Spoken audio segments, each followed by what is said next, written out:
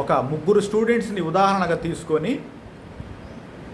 అసమర్థత అంటే ఏంది, సమర్థత అంటే ఏంది, అత్యంత సమర్థత అంటే ఏంటి అనే ఈ 3 విషయాల గురించి అర్థం చేసుకుందాం.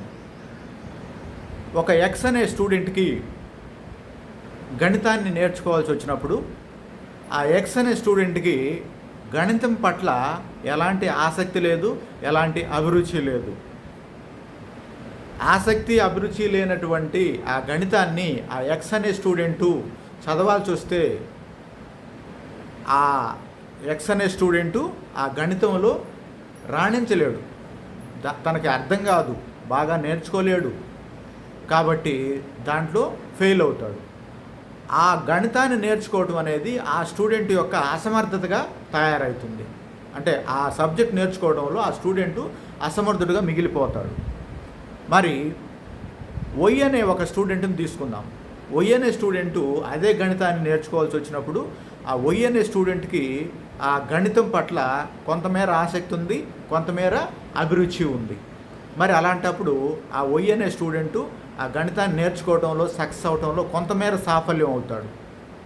మరి అదే జెడ్ అనే ఇంకొక స్టూడెంట్ని తీసుకుంటే ఆ జెడ్ అనే స్టూడెంట్ కూడా అదే గణితాన్ని నేర్చుకోవాల్సి వచ్చినప్పుడు ఆ గణితం పట్ల ఆ జెడ్ అనే స్టూడెంట్కి పరిపూర్ణమైనటువంటి ఆసక్తి, పరిపూర్ణమైనటువంటి అభిరుచి ఉన్నప్పుడు ఆ యొక్క గణితాన్ని నేర్చుకోవడం అనేది ఆ జెడ్ అనే స్టూడెంట్కి చాలా ఆనందంగా ఉంటుంది, చాలా సులభం అవుతుంది.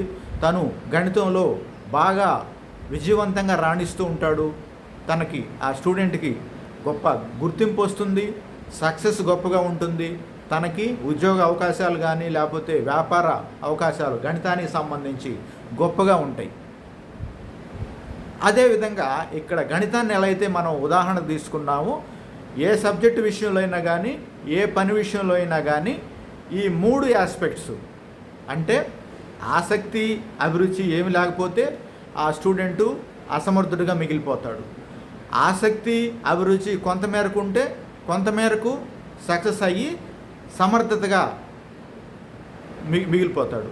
అదేవిధంగా ఆ సబ్జెక్ట్ పట్ల పరిపూర్ణమైనటువంటి ఆసక్తి అభిరుచి ఉన్నప్పుడు ఆ స్టూడెంటు గొప్ప విజయవంతమైనటువంటి కెరీర్ని బిల్డ్ చేసుకోగలుగుతాడు, పొందగలుగుతాడు, అత్యంత సమర్థతని పొందగలుగుతాడు. ఈ విధంగా అసమర్థత, సమర్థత, అత్యంత సమర్థత అనే విషయాలు మనం గమనించవచ్చు.